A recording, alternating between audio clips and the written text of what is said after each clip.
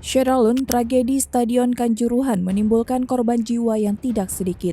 Sebanyak 127 orang dilaporkan meninggal dunia dan ratusan lainnya dirawat di rumah sakit. Stadion Kanjuruhan menjadi tuan rumah laga pekan ke-11 Liga 1 2022-2023 antara Arema FC dan Persebaya Surabaya pada Sabtu 1 Oktober. Menurut keterangan Kapolda Jawa Timur, Irjen Pol Niko Afinta, sebanyak 127 orang tewas, termasuk 2 anggota Polri. Niko merinci dari jumlah korban tewas, 34 diantaranya meninggal dunia di stadion, sisanya di rumah sakit. Selain itu, polisi mencatat ada sekitar 180 orang yang tengah dirawat di sejumlah rumah sakit.